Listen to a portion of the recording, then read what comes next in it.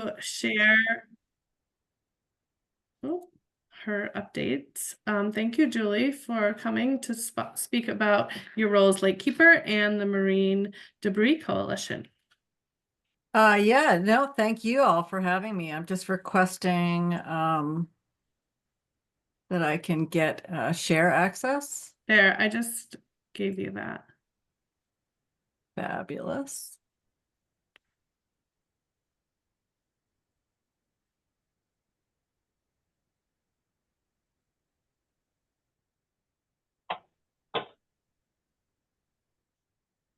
There we go.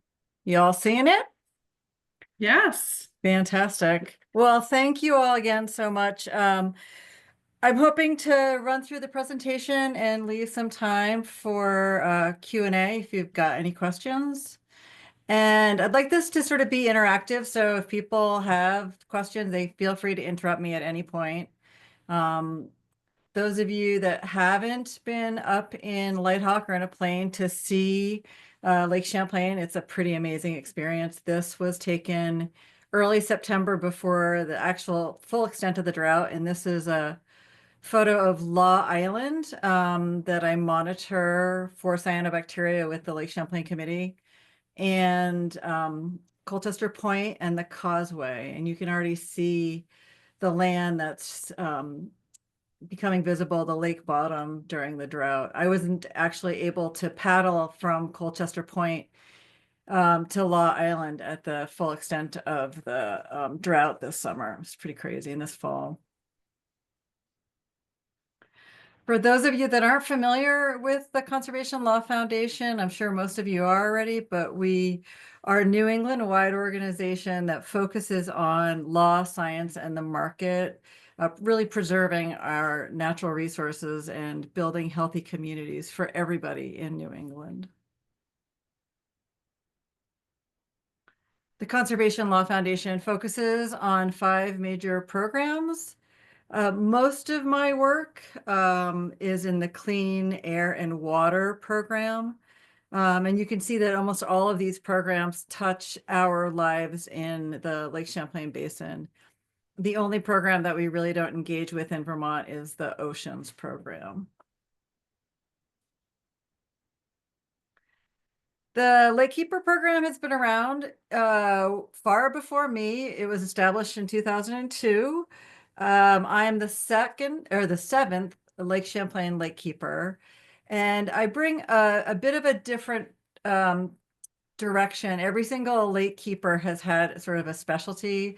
Mine, as some of you know, I've spent a great deal of time working on the Burlington waterfront in the Lake Champlain Basin through my work at ECHO, Leahy Center for Lake Champlain. So I was there and helped to start that organization 20 years ago. So I have a really broad perspective on the issues facing Lake Champlain, but a real strong suit of mine, I would say, and a passion is really about education and outreach and really making sure that folks feel engaged in the lake and the issues and doing a lot of education and outreach. And we can see Karina's smiley face in the middle shot. So I take a lot of folks out. I do a variety of things, cyanobacteria monitoring. I also do monitoring for the lay monitoring program, phosphorus, and I'll talk a little bit more about that. And work collaboratively with a lot of different organizations. And in the middle photo there, I'm doing an outreach program with the Water Wheel Foundation at Foam Brewers. So we do a lot of different things. One of my favorite things to do as a Lake Champlain Lake Keeper is really work with youth. And I love working with college students in particular, and really getting a chance to get folks out on the water. I have a really small boat. I can take a total of 5 other folks out with me. And it's just a great way for me to really engage with the up and coming leaders and really understand what the youth have to say. And their youth voice is so critical in our future. I feel it deep down in my bones, and they have so much to say and so much passion that I really want to continue to keep bringing their voice to the table in everything that we do. And so I really want to make sure that they feel engaged. And I'm going to be presenting actually up at UVM tomorrow in one of the environmental communication classes. Just a little bit more. I mean, we all understand that once you're in the water, exploring the water, understanding the watershed, it really makes a difference if you've really had that experience really for yourself. That firsthand experience is critical. So the bottom photo is a really big part of also what I do, which is take out stakeholders on the lake and really look at issues facing the lake, look at all of the beauty that we see on the lake and why we really want to preserve and take care of it. I've had a lot of luck with my Instagram account. So I really want to, anything that you have, Karina, or anybody else that wants to get out, I can really pump it out to a lot of people. I think that's also where the youth voice is. And I really believe strongly in being where they are and being where our stakeholders are and really being out in the community and understanding the concerns and the needs of the people. And it doesn't matter who they are. It's a critical experience to broaden our audience and really broaden people's understanding of everything that's going on the lake. So the picture up on the right-hand side is I was participating in one of the Sea Grant programs. They did a youth summit. I think it's 2 years ago now. They had, I think, 200 middle school students out on the lake and along the lake shore. And I was one of the stations. And so I had an opportunity to work with, I guess it was about 30 different students, showing them a little bit about the tools that we use in water quality sampling. This is a really simple student grade wiffle ball PVC version of sort of a deeper water sampler and getting the students to get a chance to really get their hands wet and understand what's going on. I don't have to tell this group, you all know all of the issues facing Lake Champlain. It's a long list and it feels like since I started swimming in Lake Champlain in probably 1969, it feels like the list keeps getting longer and not shorter. And as an environmental educator that's worked on Lake Champlain, I've constantly joked around about I've wanted to put myself out of a job. Doesn't seem to happen. So it's really a lot of issues, but I know we're making headway into some of these issues facing Lake Champlain. One thing we really didn't talk about when I was a kid was obviously the impact of flooding and the impact on microplastics and the amount of runoff that we're seeing. And we didn't talk about cyanobacteria blooms the same way that we do now.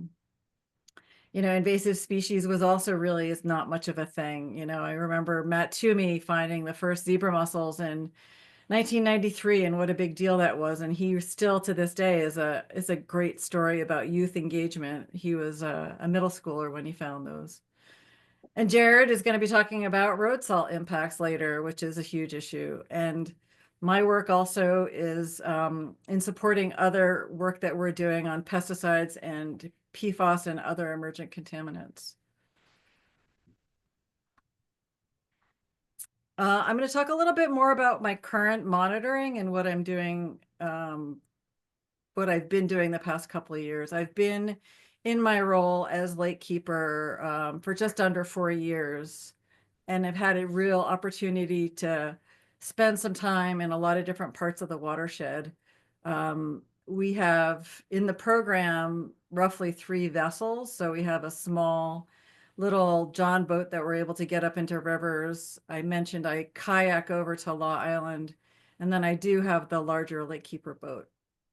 So the things on this slide are the things I've been spending most time working on: the plastic pollution, pesticides, phosphorus, cyanobacteria, and doing some invasive species monitoring while I'm out in the field. That foam block that is in my hands is one of the things that I've spent a lot of time working on. That is a huge chunk of foam that is used for foam flotation for docks. It is expanded polystyrene, and we'll talk more about that. And that is on Otter Creek, those photos that I was pulling those blocks. Mason Overstreet and I were doing that work this past spring on Otter Creek. I mentioned before being out in Lighthawk. I think Lighthawk, if folks haven't had a chance to do it, they're an amazing organization. Putting a little plug in for the conservation work that they do. I know the Basin Program and other folks have gone up, especially after flooding events. But it really, you can get an amazing perspective on what's going on in the watershed. In the foreground, if you don't notice that, that is Dead Creek. And then in the mid to background is the lake, and then the Adirondacks in the background. So I've been supporting research work in understanding what's going on in our creeks and working with scientists, having access to some of the upper reaches or the sort of beyond the mouth of Lake Champlain or beyond the lake into our tributaries. And I'm going to spend quite a bit of time. Karina had asked me to give you a bit of an update about marine debris and the work that I'm doing on all of the marine debris. So just to set the stage is marine debris, it's not just marine. That's sort of the term that's been used. It's basically any trash on the water. The picture on the left-hand side of the two folks helping to pull an air float or a barrel or a recycled barrel out of, that's the little wetland on Law Island on the northwest corner of Law Island. And that's after the 2023 flood. The debris that I was identifying hotspots for and cleaning up all around the lake after both the 23 and the 24 floods was pretty mind-blowing. Middle slide is a typical photo of what you'll see oftentimes in spring high water. You'll notice most of what you're going to be seeing is plastic, and we're going to talk a lot more about our plastic pollution in Lake Champlain. You might recognize the six-pack rings, and in the foreground, that funny sort of split open thing, kind of one of the kids said it looked like an octopus. It's actually a shotgun wad. We see a lot of those washed out of our wetlands and upstream in high water. And then the photo on the right is a close-up photo of tiny little beads. They're not fish eggs, and they're certainly not frog eggs or salamander eggs. Those are little teeny pellets that are expanded polystyrene. And that's from North Beach 2 falls ago. So just to check in, pathways for plastics in the environment, you could basically take this illustration and make it Lake Champlain. For sure, it doesn't have to be the ocean. Wow. We have somebody. Hi, Kent. So plastic comes into our environment in many different ways. We have trash that gets mismanaged, blows in. If it doesn't end up in appropriate dumpster or garbage can, it blows into our landscape and then into the water. It also, people sometimes throw it out their car or just drop it as they're walking down the street. Then a lot of that also there's microplastic, and that microplastic is oftentimes broken down plastics that's weathered. So a plastic bag or bottle starts out full size and breaks down over time and ends up into microplastics, ends up in our atmosphere, our water, our soil, ice, the ocean. And it's also obviously impacted by the sort of the accumulation that's happening. So there's industrial, everything in this photo, wherever we are, people are, we have plastics nowadays. Doesn't matter if you're on the bottom of the Marianas Trench or the top of the mountains. We have plastics because plastics never go away. They only break up into smaller and smaller pieces, and they are persistent in our environment. So this is just an example of some of the places I have been finding polystyrene or expanded polystyrene, which is plastic foam. What they do is they introduce air into the foam. I always think of it more like a Cheeto or a rice cake. If you imagine how those are made, it's air blasted into plastic in order to make all of this expanded polystyrene. So it's the foam flotation block that I showed you. It's also or coolers, toys, bait containers. That's a night crawler container. It says 50 count night crawlers that comes in a styrofoam cooler. It's everywhere. It's in meat trays. I put photos of shoes in there because the Crocs and insoles, I don't think a day goes by that I'm not on the lake that I don't find a flip-flop or a Croc or other parts of rubber or plastic shoes. That other picture on the right-hand side is a photo that I took in Mallets Bay in one of the marinas. I think it was actually January 1st. And you can see that that is all tiny, tiny bits of foam, both in blue and white, that has come out of dock flotation. So what does plastic and polystyrene have to do with climate change?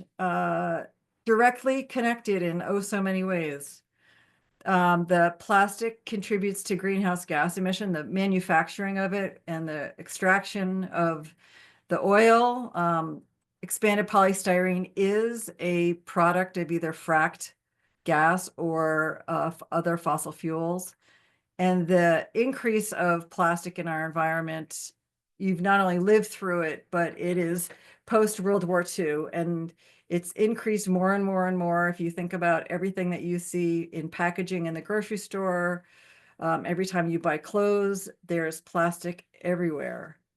It's also really a huge part of what happens with the impact of climate change with the exacerbated extreme weather. So as we have more extreme weather events, it breaks up any kind of plastic that's in the environment.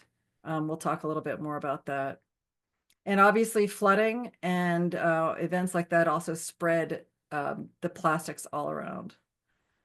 So you can see in the graphic, there's extraction, incineration, in that picture, there's remote environments, it's everywhere. Vulnerable species, turtles, fish, in our environment. We'll talk a little bit more about that. And also obviously it's in our landfills. So in the Lake Champlain watershed, this is what we've all experienced especially over the past couple of years. I also have taken a ton of photos. I was on the Burlington waterfront at the Echo Center back in 2011, documenting all of the marine debris that was washing up right into our parking lot and flooding the parking lot during that intense storm. But we know that waves, wind, incredible fluctuations of water levels, and oftentimes what people don't think of is all of that woody debris. So the photo on the left is at the Hydro One Dam in Winooski. And all of that woody debris is coming out of the river system, coming downstream from erosional experiences, from that force of the water and trees ending up in our waterway, coming down. They're also, whatever they hit, they act as battering rams. And all of that is huge impact on anything that we put in the water. And folks know that when these huge trees come down and they're hitting, if your house ends up in the water. But if you're putting in a dock or you have a dock in the water as well, it's being subjected to these battering ram forces. The other pictures you can see are degraded plastic and degraded foam in the waterway. And that picture on the right is a large piece of dock foam and just one bag I picked up off of Law Island. But again, temperature changes in temperature. So if it's really hot and sunny out, that also degrades the plastic faster. Chemical degradation, if it's in UV light, if it's out in the sun, that also breaks it down. And any other animal that's going to go nibbling on it, muskrats are a perfect example, that nibble on any of the plastics that are in the water. Not that they're going after the plastic, but they're actually interested in all the algae and the other things that end up growing on the foam and the plastics. So just a quick summary of all the things that polystyrene and why it's so bad. And, thank goodness we passed the single-use ban ages ago that is cutting out a lot of the expanded polystyrene out of our environment, along with plastic bags. And then we know that all of these things impact, and this is why we also passed the Flood Safety Act, which I'm going to get to, degrades our water quality, pollutes our shoreline. The photo of harming our wildlife lake-wide, that is an image from SUNY Plattsburgh that came out of Danielle Garneau's lab and her students' work, and how much plastics that they were finding, microplastics, throughout the entire food web. And we also know that trashing our beaches is an environmental justice issue. This is a huge issue as climate warms. We have more and more people that not just want to recreate on the beach, but rely on that beach to cool off, which is a major, major concern. And then we know all of these things have a huge economic impact to our watershed as well.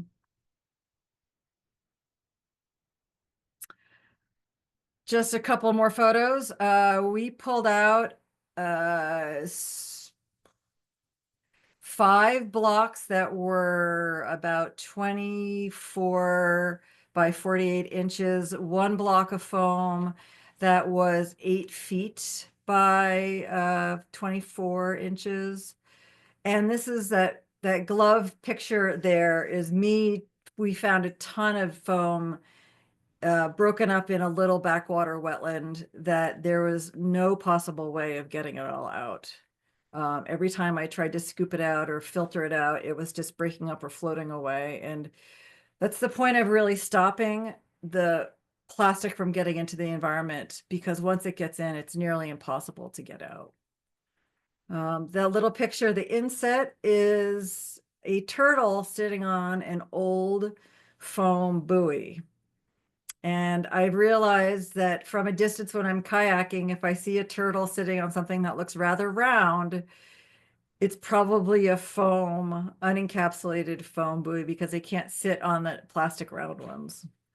So unfortunately, there's still a bunch of these legacy buoys out there. So that led us to all the data collection and work with a lot of other colleagues, Rosalia Project and other folks. Sorry, my dog's making noises. It led us to writing some legislation and being able to work with our other folks in the Water Caucus, VNRC and Lake Champlain Committee, and a bunch of other folks that were part of that to help craft the Flood Safety Act. And this was a little piece of the Flood Safety Act, which was prohibiting the sale and distribution of unencapsulated foam flotation. So the picture on the left-hand side is of a dock with that big chunky blue foam. Since July 1st, 2024, that's now illegal. We're not going to be, it's not required to remove it, but they cannot put new docks in with it. And if it is shedding, and the owners of the docks are not taking care of it, there is a nuisance provision in there for a citizen suit. So somebody can actually take on, not that they want to, but take their neighbor to court if they need to deal with a dock that is in violation. We also included in that legislation is that you can't fix your dock if it's broken with shoving more polystyrene in it. You can see that picture. Somebody took spray foam and tried to shove it in there and block it up, and that's not, it's not okay. It needs to be replaced with encapsulation that has a 10-year life durability.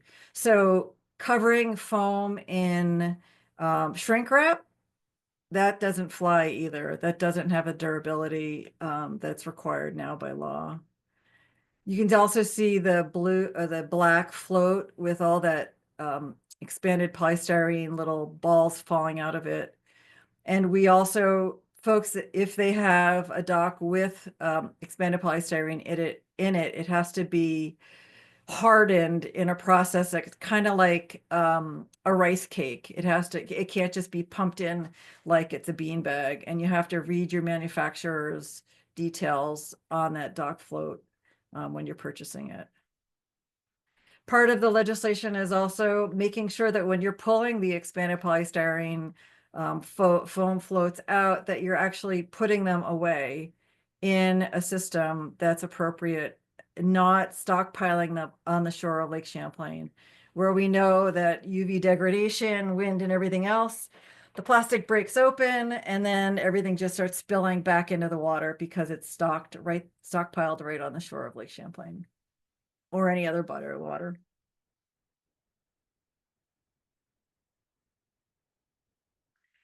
So alternatives. We know that there are alternatives out there, and folks have been leading the way. The Connecticut River Conservancy has been doing the Swap the Dock campaign and work since 2019, and we're actually in the process of updating this replacement options list. But the sort of amazing standard would be the photo on the bottom there is an actual pontoon dock where you have air encapsulated in aluminum pontoons that manufacturers that I've seen a few of those on Lake Champlain. I know they're not common yet. We're hoping that they become more and more common. They are expensive, but the payoff is generational. That your kids or your grandkids are not going to have to be dealing with replacing your dock flotation. The durability is over 40 years on those. The two middle ones are air flotations, the black unit and the tan unit. The innovation around air flotation has been getting better and better and better. There are so many different products out there now that are more durable and have better buoyancy than they used to. And a lot of the Canadian provinces have been driving a lot of the innovation because they've had encapsulated polystyrene laws and rules on their books for much longer. And so some of the manufacturers have been really pushing the envelope there. And then there's the old blue barrel, not ideal, but honestly, it doesn't, if it does spring a leak, it doesn't dump foam out of it. And when we've been having discussions with people, every dock except those real aluminum flotations are bound to break at some point. Corners are really fragile. The upside about any of the air flotations is that they don't spew plastic back out into the water when there is a breach, and they're better at staying afloat even if they're breached. Unlike a barrel, you've probably all seen them. When a barrel has a hole in it, it goes down and it pulls the corner of the dock down. So not ideal, but it still is air flotation. So the Lake Champlain Lake Keeper is not certainly the only one that's been concerned about plastics in our water and expanded polystyrene. And the conversations have borne fruit with all these folks on the list: the Vermont Boat and Marina Association, Roselia Program, the Project Lake Champlain Committee, Lake George Association. Sea Grant has been taking the leadership role in bringing this group together, and through their really amazing leadership, we applied for a NOAA grant through Sea Grant in order to build this collaboration about marine debris. So this collaboration started about a year and a half ago. And the coalition is really focused on outreach and investigation and really bringing organizations together to really understand what the marine debris problems are, where is the debris coming from, and really create some better outreach and education lesson plans, support lakeshore businesses and private dock owners, and really connect with the marinas. we've been organizing cleanups, and we're working on tracking a lot of the accumulation in hotspots. And this has been an amazing program. We've been able to participate and pull together. Lindsay from the Lake Champlain Committee has done a great job with this field guide. We've all participated in pulling together a field guide to understand more about what we're seeing and the foam marine debris that we're seeing. And people out in the community are now helping us collect the data, and we're doing that through a marine debris tracker app as well. And the researchers at both SUNY, Sea Grant in New York and Sea Grant in Vermont have been really doing a lot of amazing research that runs sort of parallel to the work that the coalition is doing. So we're able to share information back and forth to understand a little bit more about the plastics and what's happening in our environment. The photo on the bottom is a couple of different types of microplastics. So the stuff on the yellow piece of paper, the orangey piece of paper, those are all plastic pellets. And this is slightly tangential to the marine debris work that we're doing, but SUNY and Tim Myhook has been leading the charge over at SUNY Plattsburgh through Sea Grant of understanding what these little plastic pellets are all about. And so I was really curious. I wanted to go see what Tim was seeing. So I did my own little data collection to try and really get a handle for myself. I hadn't really seen them on the Vermont side. I wanted to know what they looked like on the New York side. So those are manufactured pellets. They're actually made, that is the raw material for everything that you see in that picture above of plastic, whether it's a plastic bag, plastic container, foam, a bumper, a bike helmet. It all starts out as a stock raw material. And then the little collection on that wood section, those are just small broken down fragments of plastic. So really understanding where the plastic's coming from. Is it a manufactured plastic, microplastic, or is it a fragment of plastic? And so the coalition is growing, and we're going to continue to grow. And we hope that more and more organizations want to know more about what's happening in the plastics world and the marine debris world in the Lake Champlain Basin.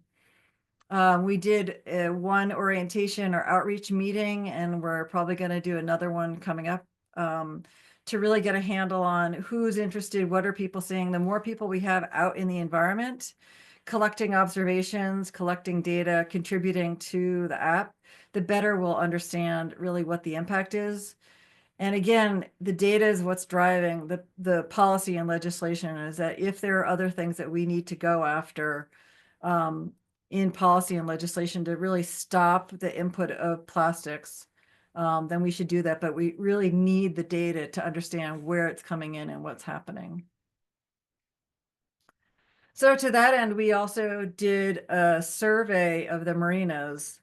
You know, I've been boating on Lake Champlain a good chunk of my life, and I know that the marinas are doing a really bang up job in Vermont on replacing their docks. And so we really wanted to get a better handle, you know, is most of the dock foam that we're seeing from private docks or marinas, or what's going on? I do know that some of the New York docks I've seen and used are starting to replace their unencapsulated foam floats as well. So we did a survey. This was led by Sea Grant, and we really wanted to understand who's using what and what's their motivation, what are their barriers to using encapsulated foam floats. And we wanted to know what they were really using. We had an anecdotal idea, but let's ask the marinas. So really great summer interns went out with the Vermont Boat and Marina Association, and this was the breakdown of the 28 marinas.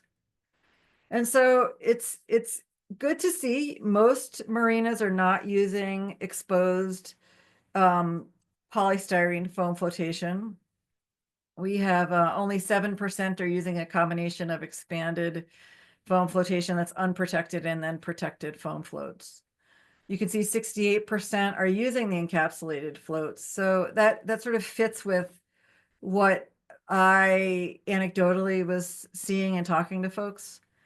We only have 7% using the air encapsulated floats, and I really think that that number has a lot of room to grow as the marinas start to understand more about what the capabilities are of the air flotation and understanding and learning more about newer and newer products that are coming out.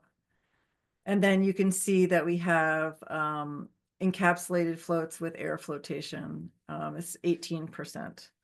So if we can move the needle and try and get more people to invest in air flotation, we'll have less expanded polystyrene pellets coming out of at least commercial docks for sure.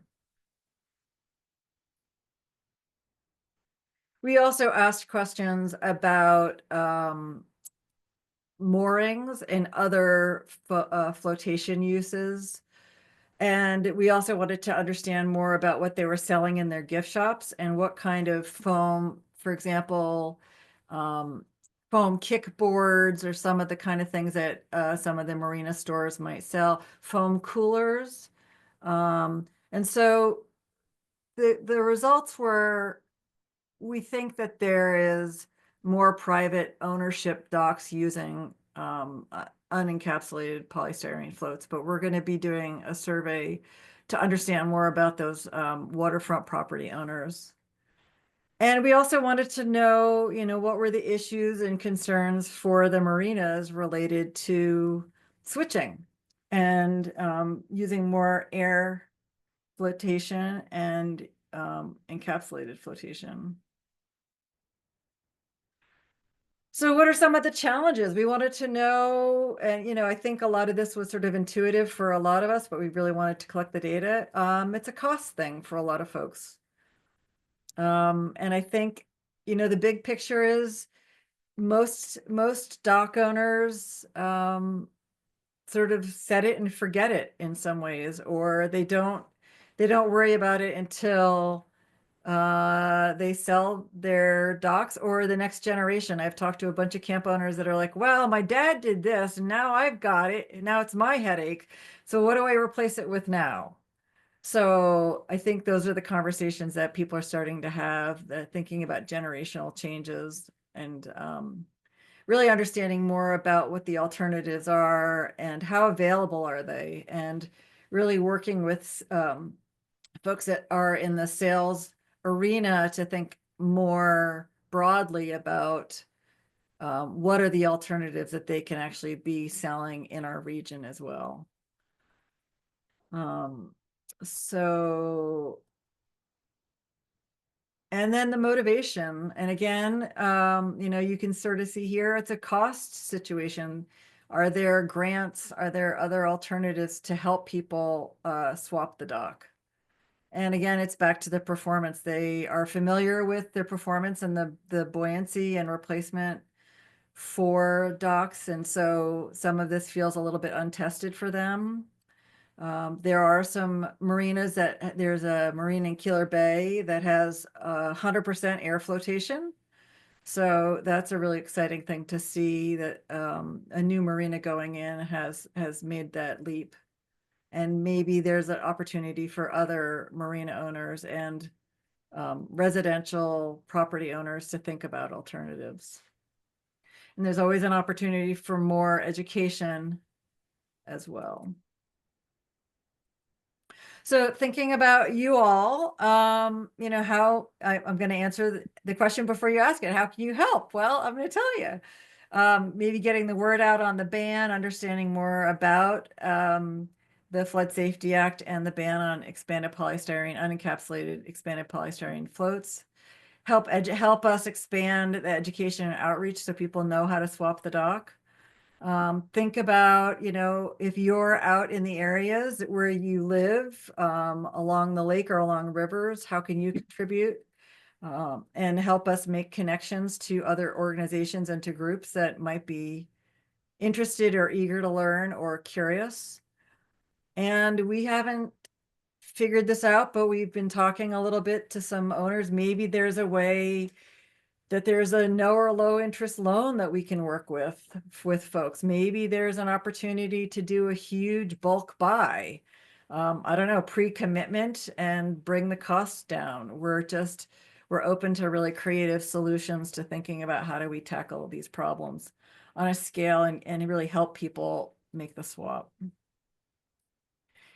And just wanted to give you another quick, just to give you a connection to where those pre-production plastic pellets were found.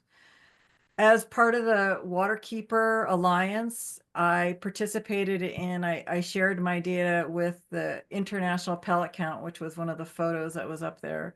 And so when I went over and did the pellet count, the protocol from the nurdlepatrol.org folks is what the protocol that we used internationally, which is basically get on your hands and knees and look down on the sand or your shoreline, wherever your chosen location is, for 10 minutes and pick up as many nurdles, pre-production pellets, or the same thing as nurdles, as you can in 10 minutes. That's the simplest, easiest, community-based protocol out there. So you can see that I did the count on Wilcox Point, and there were 88 collected in 10 minutes, and then 144 on City Beach collected in 10 minutes. And you can see that they're all throughout New England. And if you're curious, all these pre-production pellets are literally around the world, and they are wherever raw plastic is transported, whether that's by ship or by rail or by truck, they are spilled out into the environment, and you can track them all over the world, and they track along railroad tracks. Especially if you look at this map at nurdlepatrol.org, you can see them all throughout Texas. And so I'm not sure exactly where they're coming from. And I know folks at SUNY Plattsburgh are doing a great job. They're doing some research, and hopefully we'll find out more when they release their information in January at the Lake Champlain Science Conference. This is just another picture of, they're about the size of a lentil. And this is the location that I found them at on City Beach. And again, not exactly sure where they're coming from, but there are plenty of plastic manufacturers in the greater Plattsburgh area, and there are railroad tracks along the Saranac River and all along Lake Champlain. So I just went to a North American Waterkeeper Alliance conference, and there were 5 different waterkeepers from different parts of the United States that are doing work on this, and a huge lawsuit that just set Styropack in the Three Rivers watershed area in Pittsburgh, because they were finding millions, literally millions of these pellets in their waterways.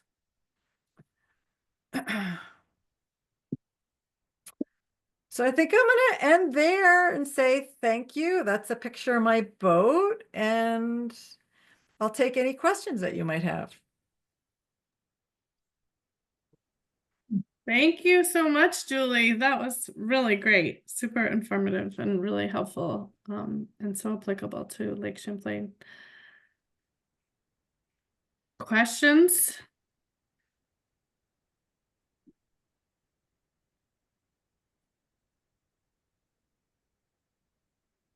Brack? Hey, Julie, how you doing? Hi, Brett.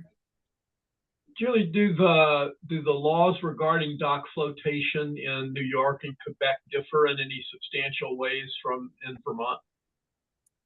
Yeah, great question. This law did not get passed in New York. They started to put that through legislation last year, and it didn't really get off the ground.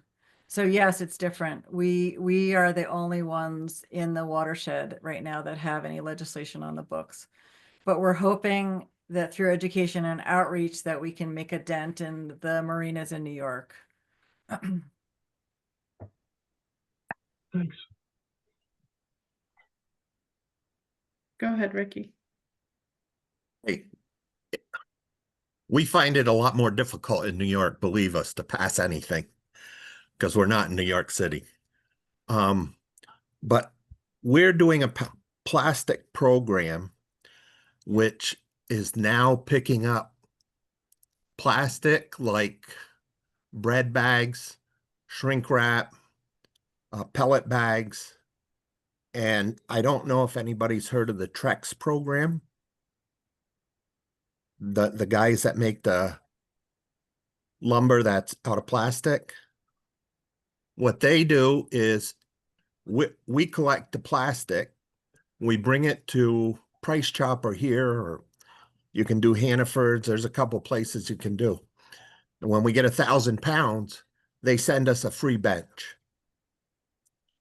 Now, we started with the Lions Club, and we started with 2 clubs, and we now have more than a dozen in Northern New York doing it. Plus, in our little community at Shazy, we actually have 5 different nonprofits or schools doing it. So that might be a program to talk about. It's not exactly the debris you're looking at, but it companies usually love it because it cuts their trash bill by 20-30%. So I don't know if you guys can use that or not. It's something for the back of your minds. Yeah, it's great. And that's through Trex or through Hannaford's? Through Trex. Great, thank you. You will have to go to the stores and make the arrangements, but that's nothing. It's the companies would be crazy not to participate. Thank you. Our Rotary Club in St. Albans is looking at doing that program. Ricky, I'd love to like put the president of our Rotary Club in touch with you. Oh, we do it with the Lions Club. Yeah.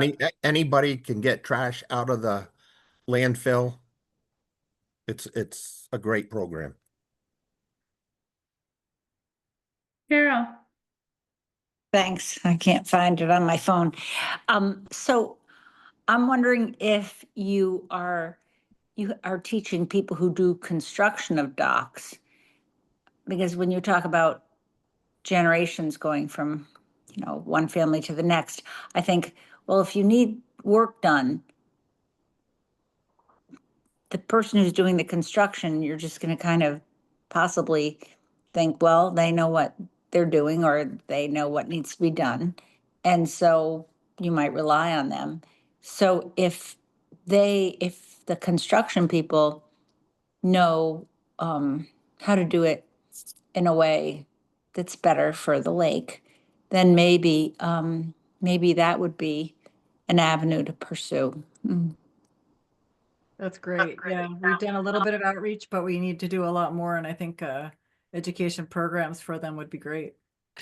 Well, I'm thinking of more than education. I'm thinking of if it's financially rewarding for them to make the right choices, that might be helpful. I mean, something, like if they do it the right way, there's no sales tax on the materials, something that's appealing.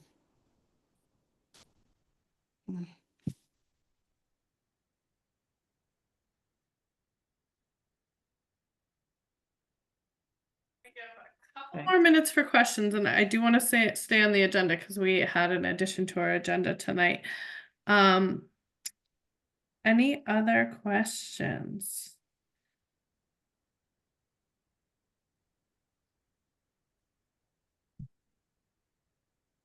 I love the Swap the Dock campaign, and I feel like it's awesome that Connecticut River Conservancy is doing it. I hope that it's someone in the basin's doing it as well. It sounds like there's lots of other options or good work going on, but it's really great.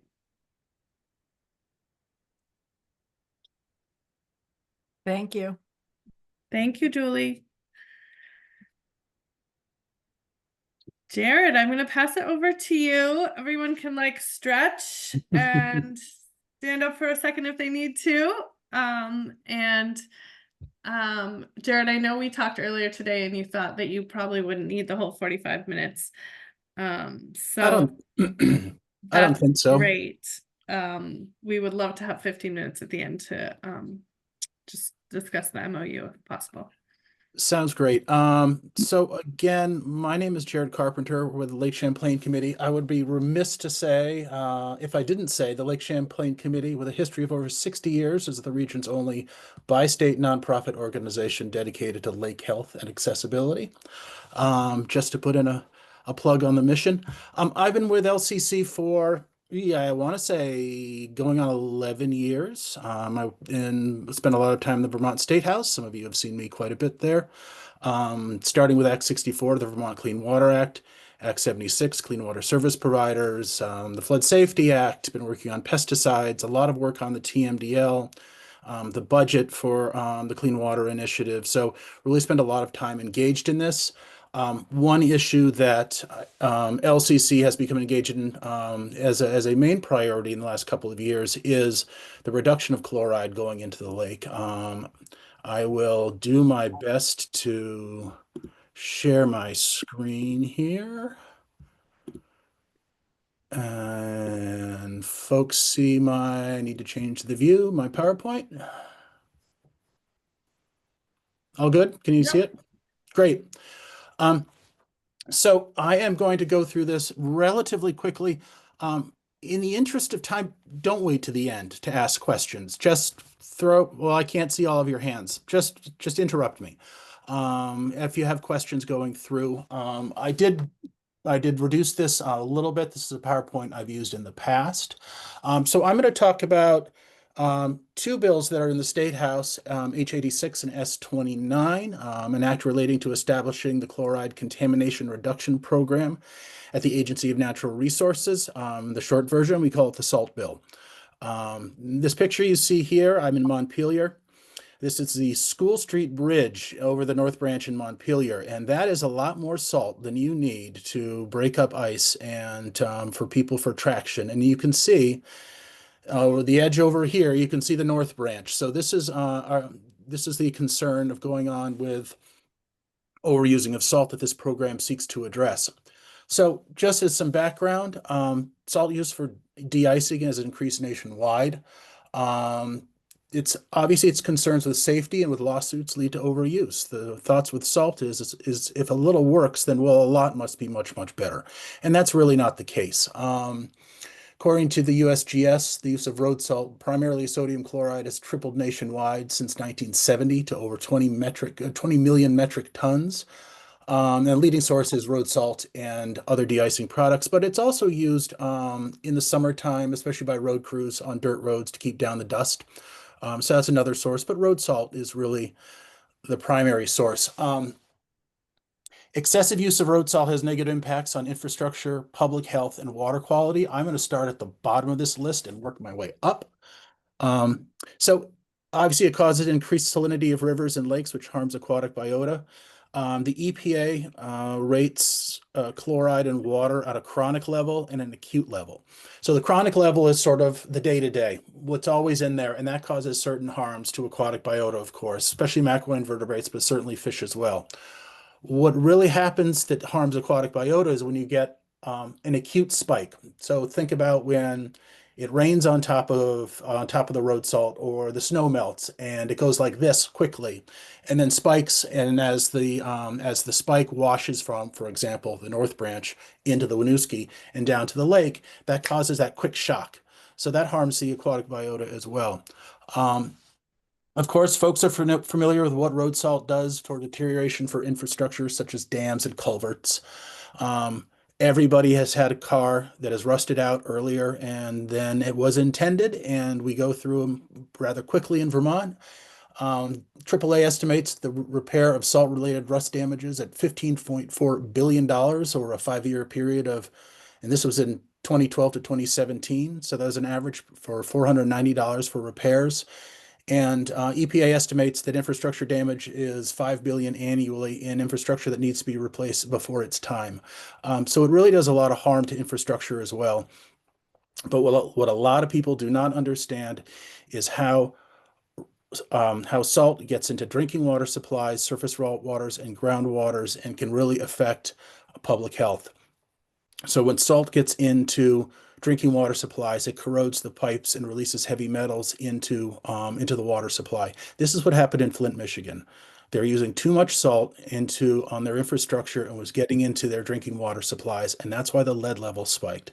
And it took them a while to realize it, and they've solved the problem. But there isn't as much testing as there should be, which is a separate issue. But this can also happen with people's private wells that we have a lot of in Vermont. It can leach, it washes off the roads, it slowly leaches into the ground, gets into groundwater, and leaches into people's aquifers and their groundwater supplies.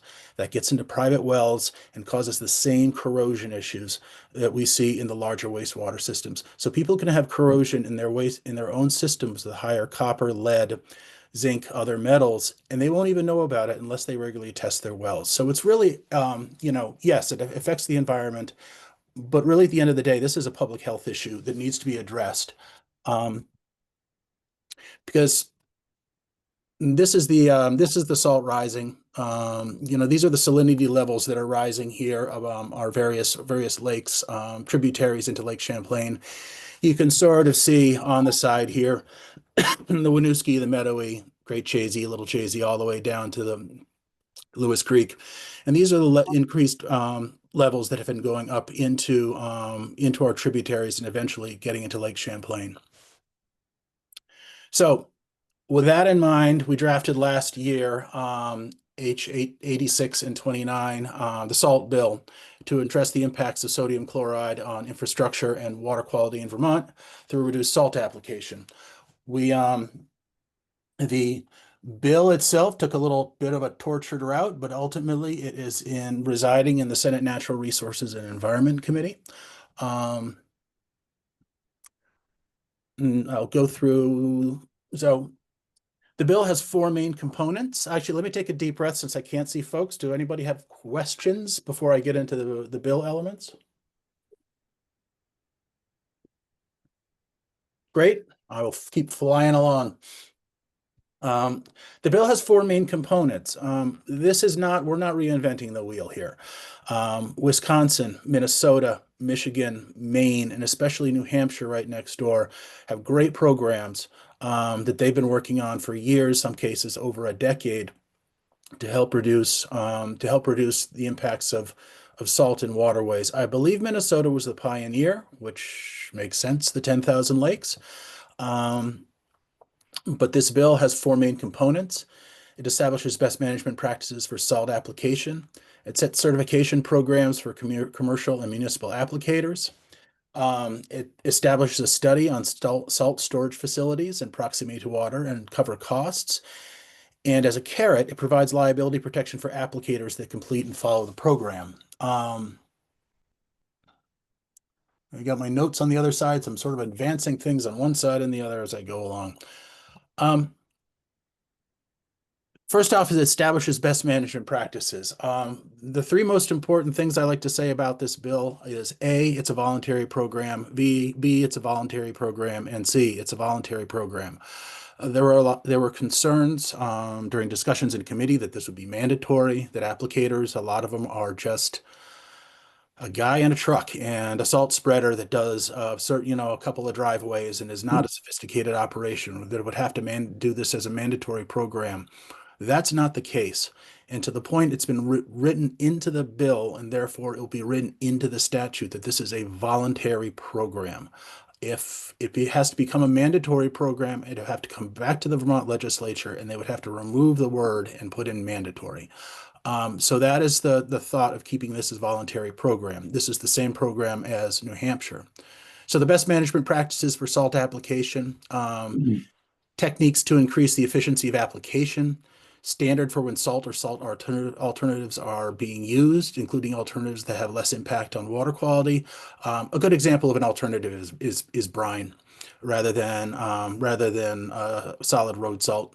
There's a lot of scenarios at certain temperatures where brine is the best way, especially in pre-application, before the weather turns poor, so to speak, that use of brine, which has a less of a concentration of salt, is really the best method. Then use of equipment to calibrate, monitor, meter applications. And then the best management practices also have administrative requirements for participants, such as accurate record keeping. A lot of this can be modeled. Well, I should say currently, the Vermont Agency of Transportation does have a best management practices program. They use it on the state applicators on the highways. These guys use obviously very sophisticated equipment, but allows them to calibrate their application of road salt based on specific conditions like road temperature and things of that nature. I mean, this is something. There's an example on the side. I don't know if folks can see it with the, with all of our pictures, but there's pre-wetting and pre-treating and anti-icing and different techniques that they're trained on. This is something that is a template for what could be used, some of these techniques for municipal and commercial applicators. The real model is New Hampshire. It's the Green Snow Pro certification program.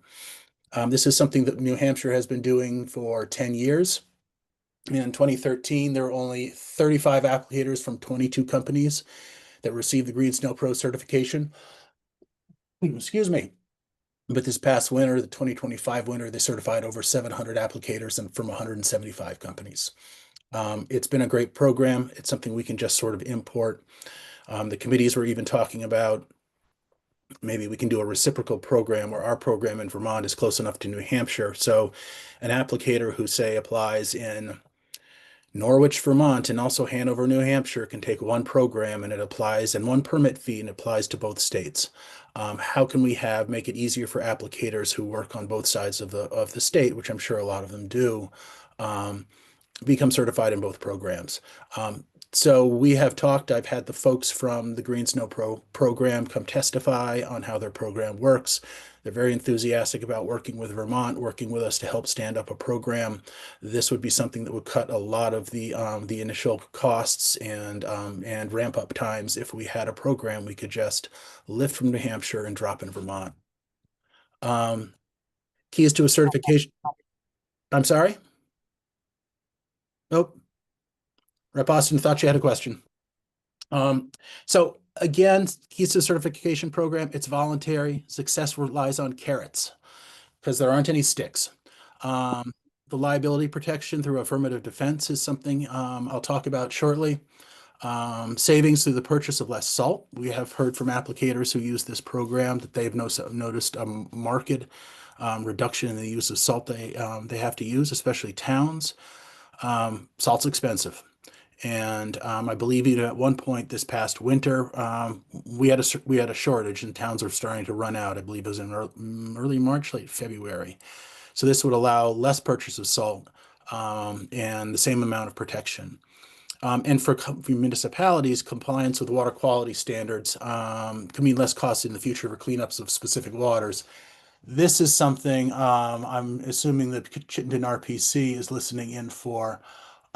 There are in Chittenden County, there are currently 8 brooks that are impaired conditions and have to get TMDLs. Folks are familiar with the TMDL phosphorus for Lake Champlain. This is a TMDL for chloride, where they set the level of the chloride that the water needs to achieve. And it's the municipality's responsibility and the private property owners to help get it below a certain level. Brooks they're in various stages: Bartlett Brook, Centennial Brook, Englesby, Morehouse, Monroe, Potash, and the one with the TMDL is Sunnyside Brook in Colchester. And they believe the culprit on why the chloride levels are so high is it goes right next to, I believe, the parking lot of a Costco. So it is a downtown brook, and that's where we're seeing a lot of the spikes, is in areas that are surrounded by brooks that are surrounded by impervious surfaces. So obviously a lot of salt. Finally, that also requires a study by DEC on salt and salt mixed with sand and storage facilities, the number of facilities, how many are covered, how many are not covered and are within 100 yards of a surface water and a drinking water source. This gets a sense of where the salt's located, our best practices being followed to make sure it's not leaking into adjacent surface and groundwaters. Really, the big carrot is the liability protection for commercial and municipal applicators. This started off as a liability provision. There were some concerns raised by some parties in the State House, whether or not this would provide enough of an ability for somebody who was delivered through gross negligence in a slip and fall in, say, a parking lot. So Senate Judiciary took the language in and changed it to an affirmative defense, which is essentially a burden shift, which I can go into a little bit. This is the intent of this provision it's to incentivize participation. If you participate, you will have some level of protection, a shield, if you follow the best management practices. And somebody slips and falls in either the parking lot that you applied or the property owner who has been hiring the applicator as well. So both parties have a certain level of liability protection from slip and falls. There's very specific, it's very narrowly drawn. The defense is only for hazards that are caused solely by snow and ice, and only when the failure or delay is due because of the implementation of the best management practices. And you have to keep accurate records for this. So essentially, if and municipal applicators have the same protection as well. The municipal application program will be run through the local Vermont local roads run by VTrans. And they will have the same level of protection that commercial applicators will as well under this program. So quickly, and then I will take a deep breath. So an affirmative defense is a defense in which the defendant introduces evidence, which, if found credible, will negate liability even if it's proven the defendant commits the alleged acts. So in the simplest version, if the applicator is certified in the program, is keeping their records, using the best management practices, somebody slips and falls in that parking lot and sues, and the applicator has, if they can show through the affirmative defense that they're certified, they were following the program, they have the records to prove it, that offers as a liability shield for that commercial applicator against a lawsuit. It's the only thing that protects them for it. They can still be sued for other reasons. For example, they can be showed the injury is not caused by, gross negligence or reckless disregard. Gross negligence is essentially, the definition is, where'd it go? Is beyond carelessness and a reckless disregard for safety. A classic example is driving under the influence and causing harm. Or the brake lights of your plow truck have come on and you said, you know what, I'll check it tomorrow, and something happens and you hit somebody. That's gross negligence. But if you're following the program, it gives you a protection, gives you a shield in order to prevent some liability. And this has been successful as a shield in New Hampshire. And this model is slightly different, but it's essentially what we are modeling it after. And let's see. Oh, and for towns, for applicators and municipalities, the town would have to keep the records as well. It's important for the applicators to keep the records. There's a discussion as to whether these records should be kept at the Agency of Natural Resources. That's potentially a lot of records. But in order to have the protection, one figures that it would be the responsibility of the applicator to keep those, I believe, for 3 years, which is the statute of limitations. So all this adds up to a very tailored, specific purpose of the bill to incentivize landowners, commercial salt applicators, and municipalities to use the BMPs without fear of a slip and fall liability and not put down an excessive amount of salt. So that's the problem. That's essentially the issue that we're facing. And that's it. I'm going to take a deep breath. Thank you very much. This is another pet peeve of mine. This is also the north branch of the snow being plowed into the river. But that's a discussion for a different day. This is Little School Street Bridge, the Far Bridge down here. This is State Street. I can stop sharing. Thank you, Jared. That was really great. Good pictures too. I've noticed the State House steps are starting to erode from all the salt. That is as well. No, we had a good time. Eileen, especially at LCC, had a good time taking pictures that we were able to use in the program. So, I'll let you field questions. Questions from folks? I know some folks have more experience with this than others. Wayne, I see a hand. Yeah, Jared, thanks. So very, very helpful. Kind of a general question. So for example, in Chittenden County, there's 7 or 8 streams, I guess, that are not out of compliance. Is the belief that if the best management practices are followed and salt use is reduced, that it will ultimately bring those streams back in compliance? Correct. So unlike other parameters we've all been dealing with, there's a lot of hard infrastructure and all that stuff that would have to be done at some point to Yeah. get them back in compliance. Okay. So Chloride like, doesn't, yeah, it doesn't biodegrade, it doesn't adhere to things, but it does Okay. eventually flush out. okay, okay, So if the thought is, and I know A&R is working on this, I mean, Sunnyside Brook is sort of the pilot program, so to speak, Yeah. because it's the first TMDL. They're trying to figure out how to lower the levels, but the thought is that if there's the BMP programs for the parking lots, especially that Yeah. they're around the brook and the roads, and the salt levels are lowered, but the protection is still there, we'll be washing less into Sunnyside Brook, and that'll bring the chronic levels down and bring the water body into compliance.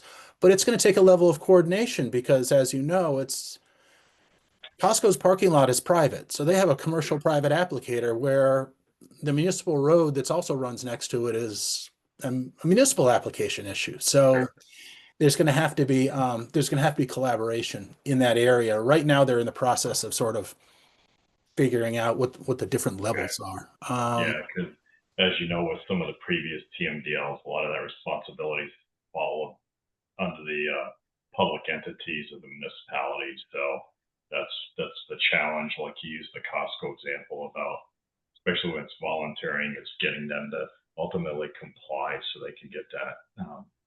I know that in compliance. Yeah. A&R is trying to figure out exactly how that's going to work. From my standpoint, I think it needs to be a partnership. Yeah. And maybe there should be something else, in addition to a voluntary program, some other incentive for Okay. Costco, for lack of a better example.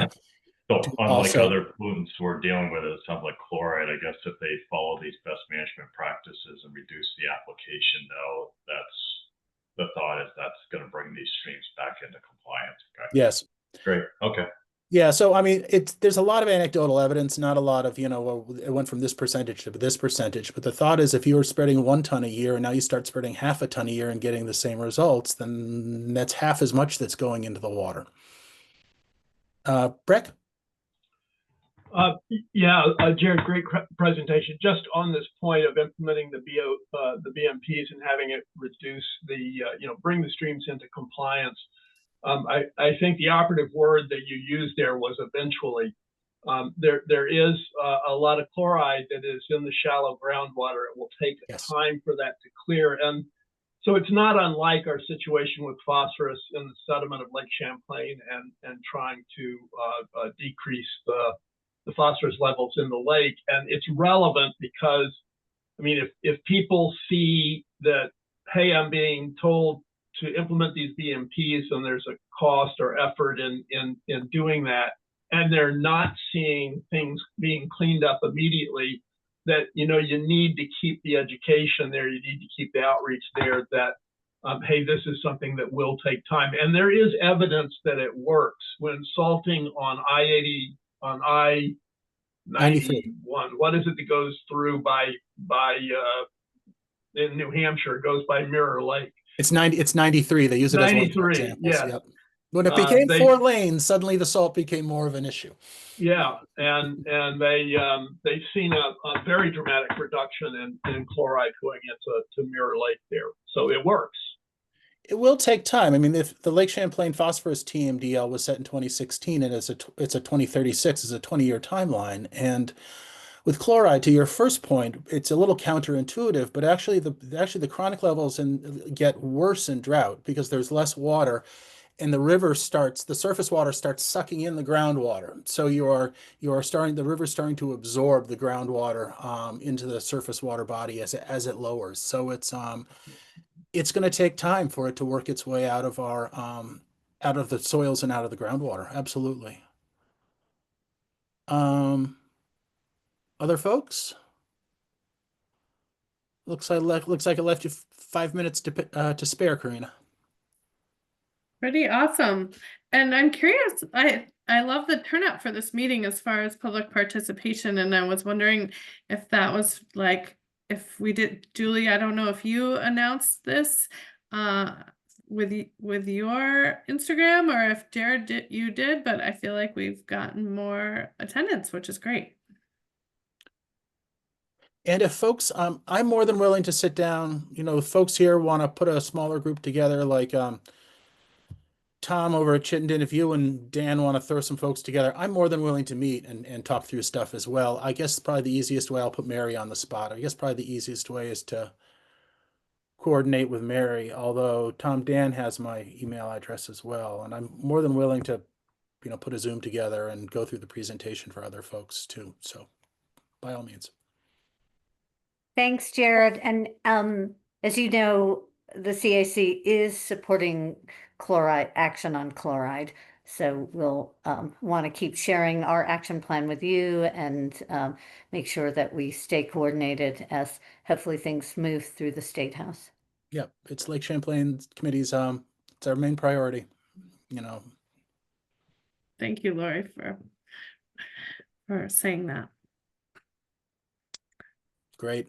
Thanks for the time, everybody. Appreciate it. Yes, thank you. Thank you Thanks, both. Jared. Everyone's welcome to stay on. We're And gonna have Representative a- Austin can go along and she can recite it with me. She's heard it a couple of times. Good to see you. Thank you. Thank you so much. Yep. No, I'm going to stay on and listen, but I'm gonna. Okay. Yeah. I think I'll pass it over to Denise to lead this conversation. But yes, we're gonna have a conversation about the MOU that was drafted between New Epic and the Lake Champlain Steering Committee. All right, good evening, everybody. Hopefully this will be maybe a conversation, but not too long. And maybe we can figure out what to do next. A year ago, there was some work that was done between the relationship between the steering committee, New Epic, and the Basin Program staff. There's been increasing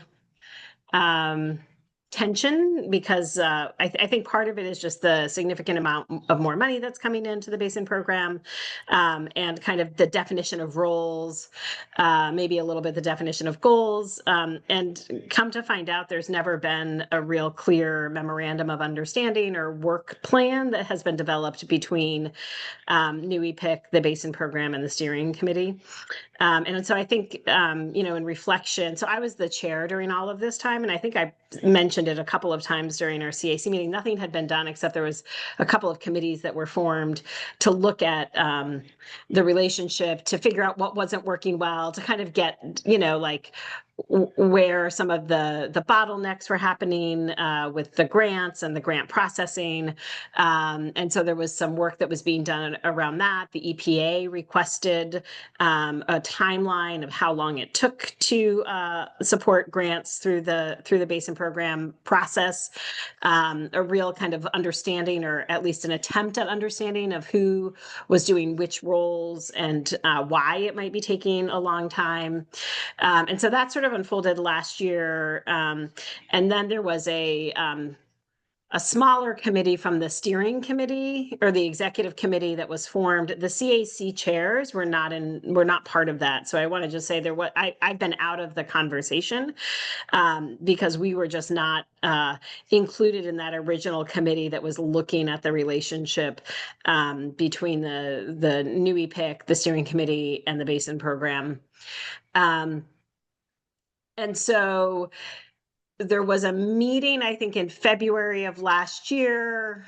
And I think people are still trying to figure out what happened at that meeting. I don't know if there was good, so I think people are looking for information from that meeting. But essentially 2 weeks ago, Karina and I received an MOU, which has now been forwarded to all of you. And there was a 2-week period for us to provide comment on the MOU, which is the first MOU that really defines that relationship between the steering committee and NUEPIC and the relationship to the Lake Champlain Basin program. And so that was Karina and I both looked at it for the first time 2 weeks ago, and we both said sort of the same thing, like, what do we do? Neither one of us felt equipped to kind of respond to it. I know some of you have been involved with the Basin program way longer than I had, and so felt compelled to share it with the CAC, because essentially we as the CAC would be providing comment back to the HOAC, which is the new advisory committee that's been created. But I don't know when it was created or how. And so I read it in relationship to the statute that created the Basin program, and then to the 2002 statute that recreated and named the steering committee and kind of the relationships. And I have concerns about what it does to the steering committee's authority and the public process that's supposed to happen with the Basin program in our state. And then there's also concerns around the HOAC, which is not clearly defined or essentially kind of like nobody knows who's making decisions in this committee of four. For everybody who doesn't know this, the steering committee at the Lake Champlain Basin program is co-chaired by the secretary. Well, it's supposed to be co-chaired by the two governors and the prime minister, and they send their representative, which are the two secretaries, and the Premier of Quebec. And so they're the three co-chairs of the steering committee for the Lake Champlain Basin program. And then there's federal entities, and there has been MOUs between the federal entities, including the EPA, Great Lakes Fishery, the Army Corps of Engineers. I think there's like 5 or 6 federal agencies that are part of the steering committee for the Lake Champlain Basin program. And then a bunch of other people and community members, and including the chairs of all of the CACs, including New York and Quebec. Anyways, long story short, we now have 2 more weeks to review that MOU, so we don't have to make any decisions tonight, is my point. But I sent the MOU out last Friday with that intention of us having a conversation tonight to figure out what we wanted to do next. And the MOUs in all of your inboxes. And I think we need to have a conversation as a CAC in terms of what our next steps should be in relation to that MOU, and what and who should provide comments back to NUEPIC, the HOAC, the steering committee, and the Lake Champlain Basin program. Does anybody have any questions or clarifying questions or timeline questions for me? Lori, go ahead. Thanks. Well, thank you both, Karina and Denise, for bringing this to our attention, and also requesting more time for reviewing this. I'm wondering, there was a process, because as Breck, thanks also for your really cogent follow-up and emails about this and insights into the process. There was, as part of this tension between NUEPIC and the Basin program that you referenced, there was also a consultant was hired and interviewed people. How does that I was one of the interviewees in that process.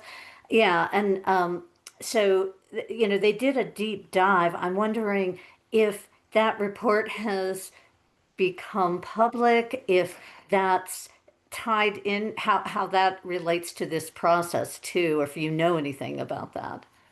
My understanding, I have not done a deep dive, Lori, to be totally honest, but my understanding is that those interviews happened, but then there was no further follow-up that was taken really by that consultant on that.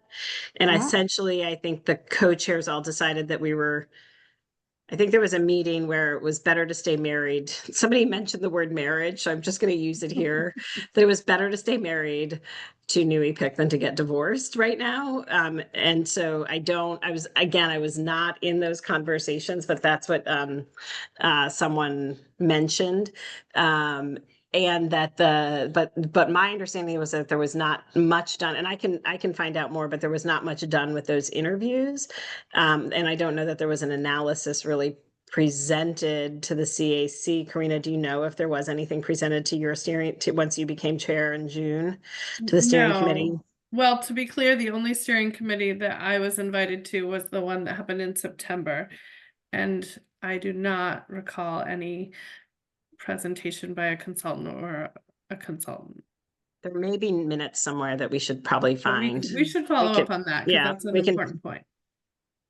Yeah, and thank you for bringing that up. Mark, I saw you just came on screen, but any other clarifying questions or timeline questions for us? Or for me? I have lots of questions if I Yeah, I can. know. So, with at least in my time Oh, connected do you with want the to, base, I don't know, just Mark was the past chair, and he was chair for a while, and was very engaged with Lake Champlain Basin programs. So Mark, I just wanted, yeah, sorry. and yeah.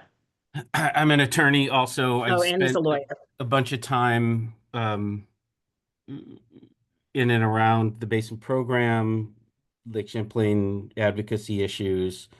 And I think when I joined and I was on the CAC for at least a decade, maybe longer, there wasn't really any guidance documents on how we functioned as a CAC. And I think we created the board manual or a members just to provide information, some basic structure and how we would operate. And I always wondered, knowing that NUIPCA sort of acted like this fiscal sponsorship, they just provide all the administrative support that if the Basin program had to hire its own independent staff, would be an enormous amount of grant management, HR management, et cetera, et cetera. And I don't think that there was even funding close to available for it to do its work and also have a support staff to manage it as any business organization, nonprofit or whatever it needs to.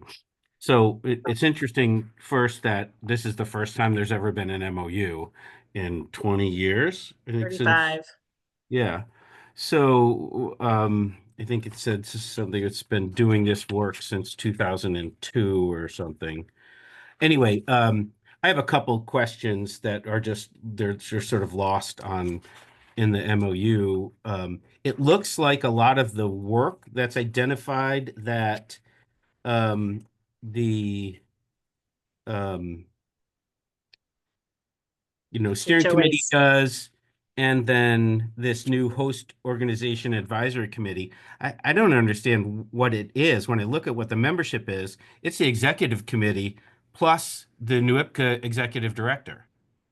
Like what? Yeah, it's the 3 co-chairs and the executive director of New Epic. Well, no, it also includes reps from Region 1 and 2 and a representative from the advisory committees, which I read that to mean all of the advisory committees. So it's just the executive committee plus the ED of NUIPCA. Like if you take its words for what the words are saying, unless they have a different, so that's a question. So why would you create a new organization, an advisory committee, when you already have an existing, and NUIPCA participates in executive committee and steering committee meetings anyway, as a non-voting member all the time. There's always someone there. I just don't understand that. They talk about a confidential forum, advise on hiring and termination decisions for senior staff responsible for implementing OFA. It's not clear to me who that is, and there isn't the list in the appendix at the end of like, who exactly are those staff people? Another question that I had was in key responsibilities of NUIPCA administration 2.2.1, human resources, third bullet. They talk about the NUIPCA program director positions that they will consult with the HOAs throughout the hiring process. What is a NUIPCA program director? There's no. Like, do they hire someone special to be a program director based out of Vermont for the base? So, I mean, I just begged a lot of questions, and then the 2.2.2 is senior staff responsible for implementing OFA. Is that like the key leadership staff at the Basin program? Like, who are those people? So it's it just begged a lot of questions. And then overarching on that is where we started with when I first got on board, is that the enabling statute for both entities, for the management conference and for the CAC, are stale. We paused about proposing changing that legislation because we were worried that CAC would disappear or it would get diminished in its role, its responsibility, in its limited power. And in both of the renewals, which is always challenging and even more challenging with the federal government as it exists today. But in '02, and then again when it was renamed the Leahy Basin Program in 02 or 22. So it must have been 22. They changed some names, etc., but they still maintained the membership of the management conference. And the management conference membership, as delineated in the original 101-596, the Special Designation Act, isn't aligned with the Basin Program membership. It's just there's this old management conference programmatic effort that isn't identically replicated by the Basin Program. And so the management conference doesn't actually meet and work in the way that the federal enabling statute does. It now just says, provide support. The administrator may provide support to the state of Vermont, state of New York, and NWIPCA for implementation of the Leahy Lake Champlain Basin Program, and then goes on and reiterates all of that historic language that was developed to figure out how to create the Basin Program, which was 20-something, 3 years ago. So to me, it just begs a lot of questions. And if you're trying to fix something, there's lots more to fix about what are we really doing and why are we doing it, both at the CAC level and at the federal level with the Lake Champlain Management Conference. It's clumsy because there's no clarification of roles, responsibilities, which I guess is the first step, but it's based on challenging old statutes. So I think I would want more history to understand previous MOUs related to how NWIPCA managed the work of the Basin Program, the staff. They talk about NWIPCA staff members, and technically everybody that works at the Basin Program is a NWIPCA staff member. And so, like, who are we really talking about, and how are their roles and responsibilities managed by Eric and senior leadership of the program versus designated staff at NWIPCA who are overseeing and facilitating implementation of OFA? It just there's a lot of gobbledygook that I don't understand. That a flow chart would help me. I'm a visual learner. An organizational chart that supported all of these words would help me understand better, I guess. The list of senior staff responsible for implementing OFA would help, like, create that flow chart in my mind, but it just all seems very strange. And ultimately, I looked at it, and I'll stop here. Why create an HOAC when you already have one in the Basin Program programmatic structure of the executive committee to do the business of the Basin Program in between the quarterly steering committee meetings, where not everybody on the steering committee needs to be involved in those operational nuances? Can I say something? I totally agree. And if we could, I listen to all this and I think, well, you know, I've been frustrated since I've been on this committee, but I just think what is the recommendation? I think we should say what we want to see for the next meeting. And then I think we should recommend the action that we think needs to happen, or the actions to pull governance and whatever else into what it ought to look like. And period. And so I think, you know, the next meeting, get this. I agree, an organizational chart. I am also a visual person, and see that on paper in front of us all, and then think about what we think should happen next, and then at the following meeting, vote on it. And you know, we might have to reach out to the other citizens advisory committees, but I think we ought to know what we're doing here. I mean, our issue, Carol, and I'd love to have more time with this. We have 2 more weeks to provide comment back to the steering committee, back to the NUI. How'd you say it? You had a very It's cool way NUI of saying pick. NUI NUI pick pick. and Lake Champlain Basin programs, because they only gave us originally 2 weeks to provide comments, and we fought a little bit last week on Friday because the government has been shut down. So our federal partners hadn't even had a chance to look at it until the government reopened on Tuesday or Wednesday last week. So, and they gave us just another 2 weeks to provide comments on it. We And they're just trying can't to do it. Tell them they're we can't trying do it. they're trying to pass it at the December Steering committee. 16th steering committee meeting, whenever the next steering committee Is meeting there is. executive committee Well, then we meeting vote tomorrow? against it. We There just say is an no. executive committee meeting tomorrow. Is this an agenda item? No, they're just doing grants at the executive committee meeting. Can I can't go to comment that. Great. on- Can I- Go ahead, Breck. Yeah, so first off, just an apology to the CAC with my email kind of throwing a red herring in there of an earlier MOU. That MOU is not relevant. As Denise said, this MOU is a new MOU. It didn't exist before. Mark, I agree with you completely in almost everything you said. There is a very simple answer, in my opinion, to why this looks like just the executive committee without NUIPIC. And the answer is in your comment about NUIPIC being a non-voting member. They want to have a vote. And that's what this is all about, in my opinion.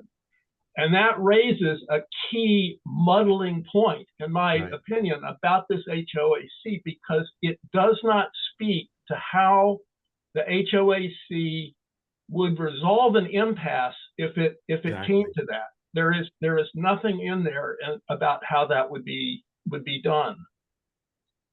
And I think we should avoid delving into the greater structure of the basin program. That is an important issue, but it's not one that is germane to this particular issue. This particular issue is about NUIPIC's relationship to the steering committee and how the two of them are going to interact with each other. And the nub of it, in my opinion, is that section on the HOA, and it is very poorly defined. I think it needs to be more clearly defined. Yeah, I agree completely.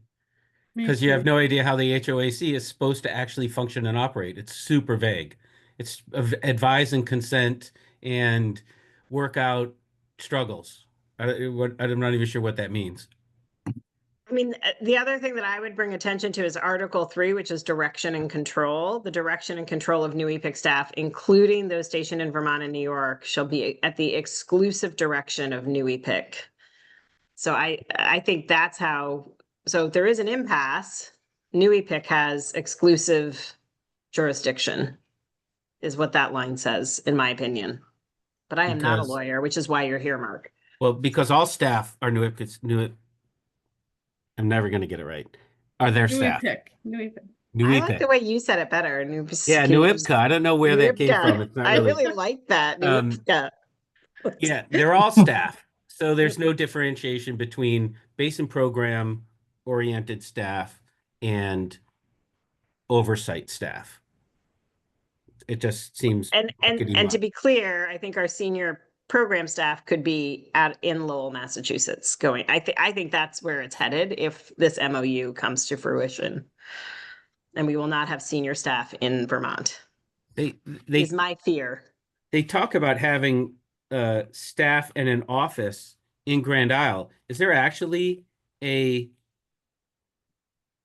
Newica staff person, non-LCBP program staff person up at the Gordon Center? No, well, they're all New Epic staff. I No, know, but I but believe some No. of them are like more Nui Pick and some are less. And yes, there are some that are more Nui Pick. it's just like having state of Vermont staffing you basin program work inside the basin program building, A little bit, maybe. or basin program people staffing the state of Vermont for the CAC because the agency doesn't staff the CAC coordinator satisfactorily, that we had to get Katie, you know? The whole thing is a bit messy from an HR perspective, and they're supposed to be the HR leadership. I don't know. Wayne, Sure. Lori, and Andrew. So maybe go to Wayne first. Yeah, so I have a general procedural question. I don't really understand quite what our role is here. Is this document being reviewed by the New York CAC, by basin staff, by the steering committee, and all others? I mean, I guess that's that general question. I'm not really quite sure I understand if all these other groups are reviewing the same document. Are we? Everybody, so it was sent to the steering committee of the Lake Champlain Basin Program. As Okay. CAC, we have a seat at that table. Yeah. They're asking us to provide comment. It was a little unclear whether or not we were supposed to send it out, but Karina and I both agreed that the CAC should provide, we should create a committee. So I'm a fully transparent public process person. Okay. So I thought it was appropriate for the CAC to review this document together and figure out what our concerns are and what we might want to provide for comment. And so our role and everybody's role on the steering committee is to provide comment on this MOU and give that comment back to the drafters of this. And ideally, they'll take those comments and redraft the MOU Okay. and then bring it back to the steering committee for a vote, which they're trying to push through in mid-December. Yeah, I mean, it would be nice to know what other comments or concerns others have, I guess, that are also reviewing this, so we're not kind of duplicating, and then make sure we're on the same page, I guess. And I would be curious to understand, what kind of concerns or issues the basin's program staff have too, I guess. So I just feel like we're kind of reviewing this in a little bit of a vacuum at the moment. So that's it. I just wanted to throw my 2 cents in here. So yeah. I appreciate that, Eric. I've reached out to a couple people and have had some conversations. Yeah. So there was a UVM. I know UVM's. Everybody's reviewing it right now and taking it very seriously because it does change the nature of the functioning of the basin program and how the steering committee manages the Lake Champlain Basin program. Lori, your hands up. Thank you. Yeah, this causes me concern in terms of how fast it seems like there's a push to move this through very swiftly I think we should ask the questions that have been raised, but I also think it is a move away from the basin program. And I mean, when speaking of that, I recognize that they're Nui Pick staff, but a move away from the autonomy of the basin program to give NUI-PIC a greater standing. And I don't think that was the original conception. And I think that that is not the direction. And as you know, and as Mark noted and Breck noted, NUI-PIC, I think, does want that vote at the table, whereas initially that relationship was more of one of administrative oversight and administrative management, rather than, I think, programmatic control. And I think that's a slippery slope and one we should be very cautious about, and we should, raise concerns about. So I don't know if we want to proceed to having a subcommittee of us form, what kind of support,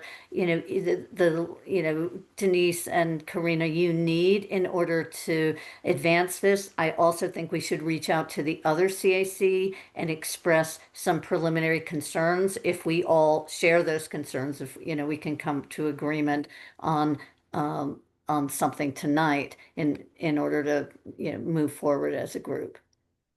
Lori, I love the suggestion of a small committee of people that would work on this, and I'm hoping to maybe have some volunteers. Let me go to Andrew. Ricky, you're here from New York, and I'd love to ask you the question as to whether or not you have started working on this, but let's go to Andrew first, and then I'll come to you, okay? Yeah, We do have a New York CAC person on our call tonight. Thank you for being here. Yeah, I'll be really quick because I really echo what Breck said and Lori said. I think as a steering committee member, as NUI-PIC started to come on the scene a number of years ago, I think that their comments are right on. This is about somehow that they want to be a voting member rather than just an administrator. For me, I don't feel like that's appropriate, and it is clearly not based on the track record, something that's actually helping the staff. And so, I agree. I also agree it would be really, really powerful if all three CACs came out in conjunction with each other to make a similar recommendation that doesn't support basically what they propose. So I'll leave it at that. Thanks. Thanks. Ricky, do you want to just maybe share a little bit about what you were thinking in Breck? Then I'll come back to you. We haven't started on this. I know we have a meeting next week or the first week in December to discuss it, but I'm wondering how much overlaps.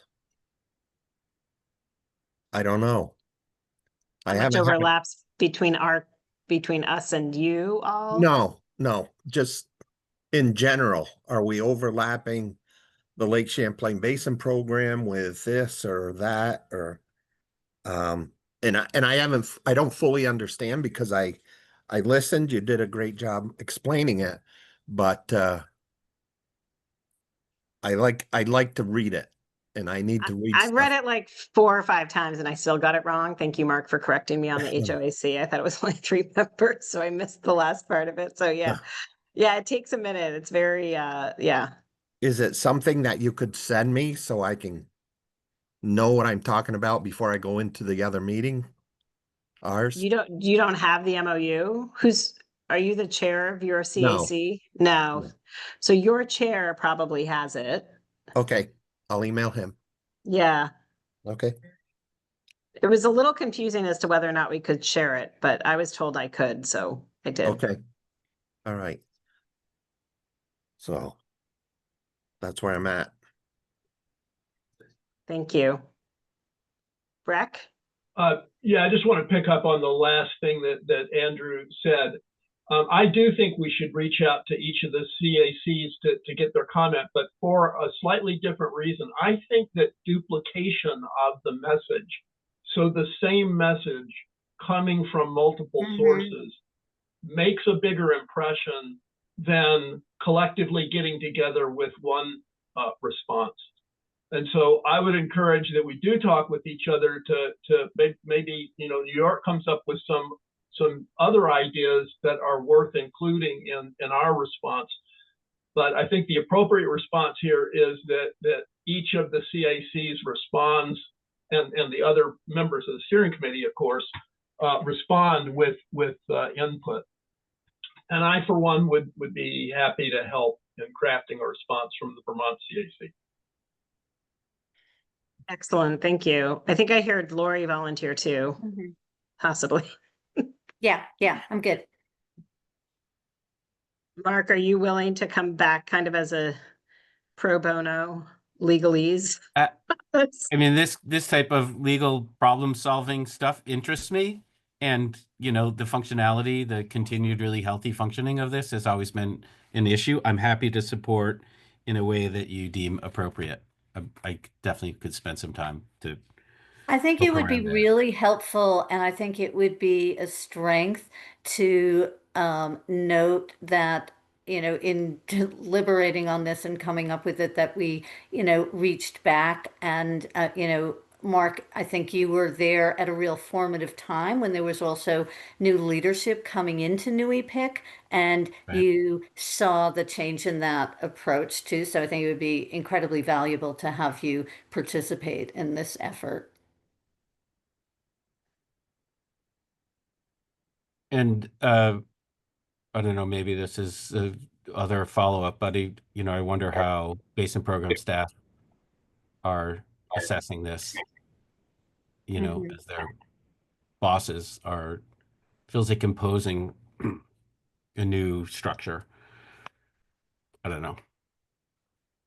I guess maybe you guys, Karina, maybe you can have a conversation with staff to get a sense of. Well, I'll just say enough to know that it's very stressful for them for the conversations I've had, but I don't want to say any more than that. But That's I'm sure how, it Ditto. feels bad. that's what I'm hearing too. Mhm. Yeah, Um, it's not feeling great. And as a steering committee member too, it doesn't feel great to me to kind of have this happen and be like, it feels like we're a little not powerless, but like 2 weeks to respond to an MOU that would literally change the entire structure of how the Basin program operates in the state of Vermont. Feels like we're giving away a little bit of our power and our authority that was decided in federal statutes. I was like, I don't understand what's happening or how this happened. And I also think, I just want to name, I think New EPIC also has very strict ways that they have to function as an organization from their HR and legal, like the way that they actually function. So it may just not be the right partner for the Basin program. And to be clear, the Basin program is not a 501c3, so technically cannot accept federal money, which is why it was set up this way. But the New EPIC was really an administrative and fiscal sponsor of the Basin program, Right. to have administrative oversight, not to have programmatic and decision-making oversight. And I'll name one of the things that's happened. So this last year, and I don't know if maybe it was a while, the steering committee approved a position and New EPIC refused to hire it. Right. So Lori, you were there. I mean, I can't remember who knew this, but there was a position that we approved at a steering committee meeting. I was at the meeting. We approved it and New EPIC refused to hire it. And then when they did hire it, they changed the title, they changed what they thought they needed. And so it was really a lot of just second guessing the staff at the Basin program, the senior leadership staff at the Basin program. And the steering committee not implementing the programmatic pieces of the program that we wanted implemented. And we're still without Katie right now. So the base program still has not, and Karina has spoken directly to Susan Collins and Sarita about that, and has sent a follow-up email. Susan Sullivan. Susan Sullivan. Who did I say? Susan Collins. Oh, sorry. Sullivan. Well, maybe she'd be helpful. And I'm sorry, I want you guys to continue this conversation, so I'm going to pass it over to Denise to finish the meeting. I have to run my daughter to her dance class. So I'm sorry for that, but I also want to be on that advisory committee, recognizing next week's a holiday too, and November 30th is way too soon, but happy to meet this week. Whatever. Friday, I was supposed to do something on Friday and I'm not doing it, so I have some flexibility Friday. So maybe we could, whoever wants to be on the steering or on Mhm. that committee, maybe we could just pick a time right now. Yeah. What do you have on Friday, Karina? Friday, I'm actually really wide open except for 11:30. So I could do like 12:30 or earlier. I'm open except for 1 o'clock, 1 to 2, maybe 2:30. Actually, 12:30, probably 12:30 to 2:30. I'm Would more like- open. I'm more open in the morning than Yeah. than in the later in the 9, day. 10, Pardon? 9, 10 would be good for me. 10 a.m. Denise, At 10 works for me. Mark, Yeah, I can make myself available almost any time on Friday. Terrific. that would be amazing. Let's Great. draft some I could think it would be really helpful to get something out to share with New York and Quebec. And then we can formalize it to I have reworked the text of that email I sent around earlier, and I will send that just as a seed for us to work with. That's great. Can you That's tell me terrific. who's coming to this meeting? I don't want to exclude anybody. So I've got Karina, Breck, Mark, Lori. Lori. Sorry, thank you. No worries. Does anybody else want to help work on this? Mark, what's your best email? I think I have one for you. Bye, guys. mnodlaw@gmail. Good. All right, so we have a nice small committee of 5. If anybody else wants, and we're happy to, hopefully we have time to send comments out to you ahead of time. I'm giving us an hour and a half. Mary, I just want, sorry to interrupt, Mary, I just want to make sure if I leave that it's not going to end the session. Nope, I don't think so. Okay, perfect.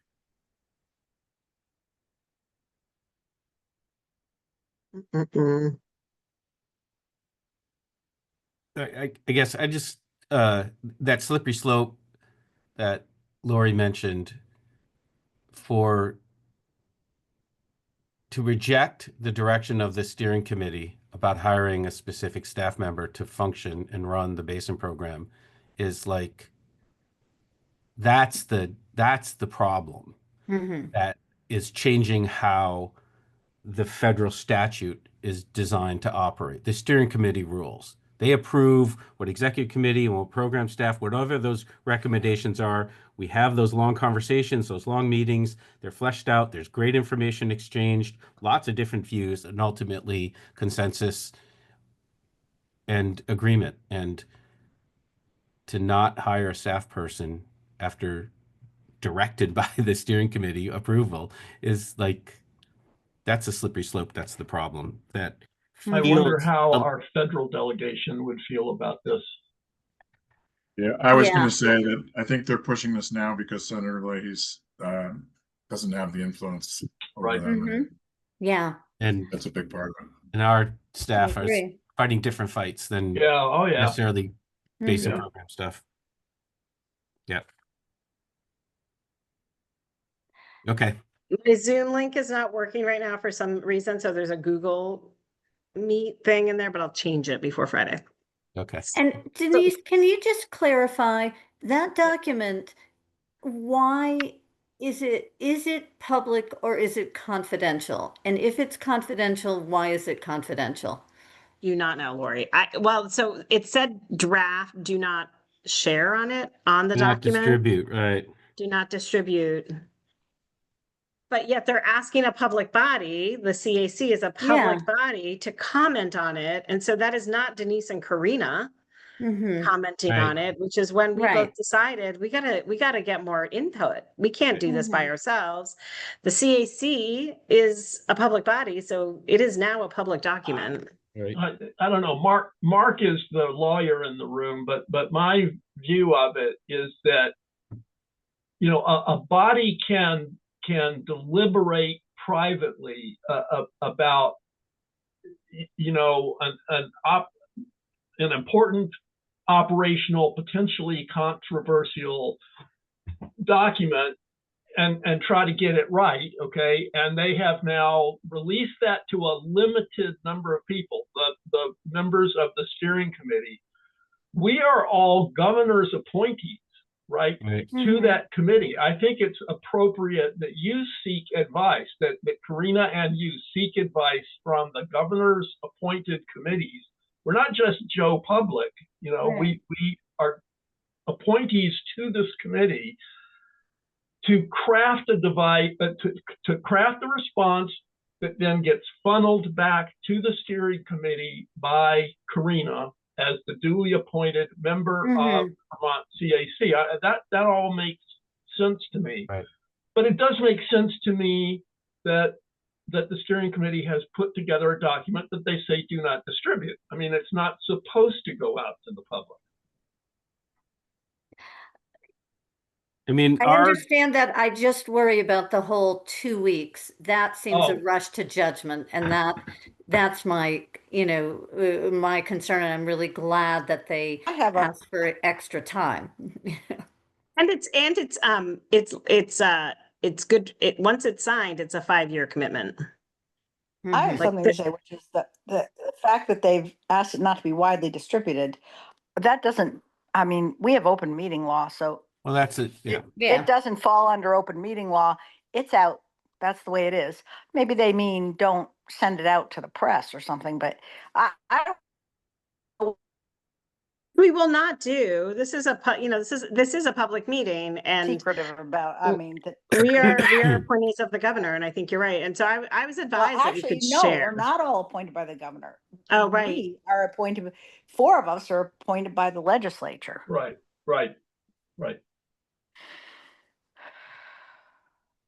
Anyway, can we Rita, just do you say want to say no? something? I mean, can we No, just say?